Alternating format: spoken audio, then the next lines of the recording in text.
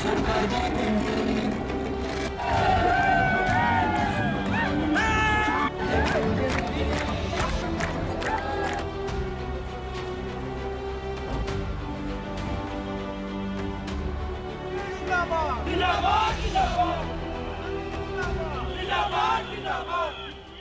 समाव नोंथाङा माबायदि मोनदों आरो मा बुंनो सानो?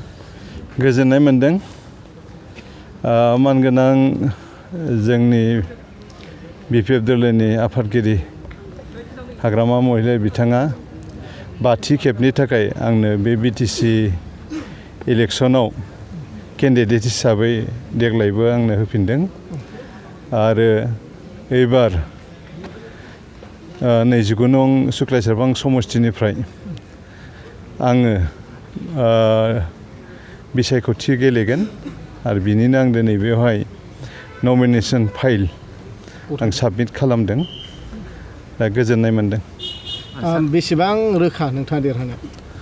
100% रोखा नुहुरदों। गतिके आं खावलायगोन रायजोफोरा जाहाथे बिपिएफ हान्जानि फिन खेबसे बिटिसिआव सरकार लाबोयो। हाग्रामा महिलारि बिथांनि दैदेननायाव जाहाथे जों जौगाखांनाय लाबोदोंमोन आरोबाव फिन आरो जों बे जोंनि ओनसोलखौ जौगाखांहोनायनि थाखाय हाग्रामा महिलारिनि गोनांथि जानानै फैदों। बिटिसिआव फिन हाग्रामा महिलारिनि सरकार फैफिनगोना रोखा नामा? रोखा 100% रोखा। जिहेतु नोंथाङा 29 नं सुक्लायसेरफां बियाबाव बेसेबांसो जितु भट लानानै देरहासार जागोन होनना बुङो?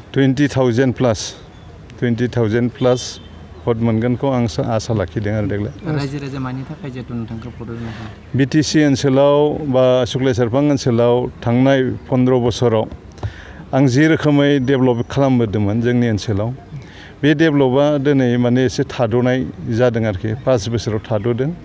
दा बेनिखायनो रायजोफ्रा लुबैदों दे बिपिएफ दोलोनि बिजाथि गणेश कछारिखौनो फिन एबार सुक्लायसेरफां समष्टिनि माने बिजाथिखौ देरहानांगौ बेखौ रायजोफ्रा जान्जि खाफ्रादों। नोंथांनि फाइनाल खेलाया सोरजों जागोन? बिजेपि। दिनै बेसेबांसो रोजा सुबुङा फैफादों सानदों? आं दिनै गारि गिदिर लाबोयाखै। जोंनि वार्कारफ्रा गावबा गाव जि गारि दङ फिसा बेखौ लाबोदों आरो जोंनि वार्कारफ्रा गाव गावनो बाइकजों जों खुनु टारगेट होआखै। 2000 मानसि फैदों। देरहागोना बेयावनो रोखा जाबाय? रोखा।